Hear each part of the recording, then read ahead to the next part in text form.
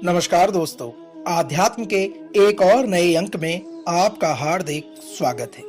दोस्तों, कहते हैं अगर भगवान को सच्चे मन से जपो तो वह शीघ्र प्रसन्न हो जाते हैं। फिर चाहे आप ईश्वर को किसी भी नाम से याद करो।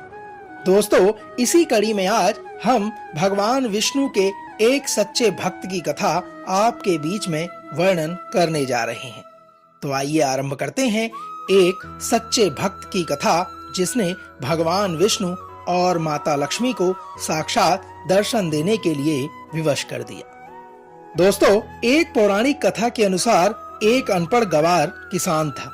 वह एक संत जी के पास गया और कहने लगा कि मुझे ईश्वर का ऐसा नाम बता दो जिसे मैं सारा दिन जपता रहूं और मैं अपना कर्म भी करता रहूं, मेरा परलोक भी सुधर जाए। संत ने जब इस प्रकार की बात उस किसान की सुनी तो उन्होंने कहा, ठीक है, तुम अघमोचन और मोचन नाम जपा करो। अघमोचन नाम का दिन में और रात में जाप किया करो।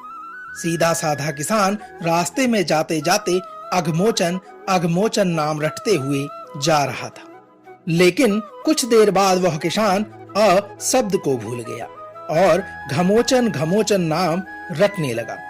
अब वह दिन और रात घमोचन घमोचन नाम रटता रहता था। साथियों, एक दिन भगवान विष्णु भोजन करते हुए मुस्कुरा रहे थे तो मां लक्ष्मी ने इसका कारण पूछा।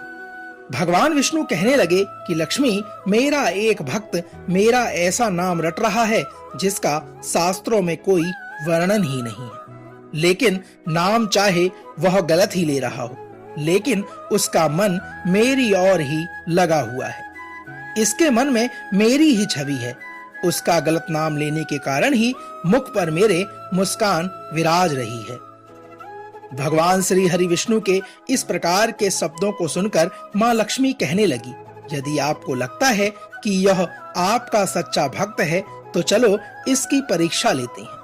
भगवान विष्णु जी कहने लगे कि लक्ष्मी, अगर तुम्हारी ऐसी ही इच्छा है तो चलो धरती पर चलते हैं। दोनों ने साधारण से स्त्री पुरुष का रूप धारण कर लिया और खेत में किसान के पास पहुंचे। भगवान विष्णु कहने लगे, लक्ष्मी, परीक्षा तुमने लेनी है, इसलिए तुम किसान के पास जाओ। किसान के खेत के पास कुछ जो गड्ढे बने हुए हैं, उसमें भगवान विष्णु ने कहा कि मैं जाकर छिप जाता हूं, तुम जाकर जब तक उस किसान की परीक्षा ले लो। साथियों, मां लक्ष्मी उस किसान के पास गई और बार बार उनसे पूछने लगी कि वह किसका नाम जप रहा है। किसान था तो थोड़ा मुंहफिट, लेकिन फिर भी चुप रहा कि मेरे ध्यान में किसी प्रकार का कोई विघ्न ना पड़ जाए।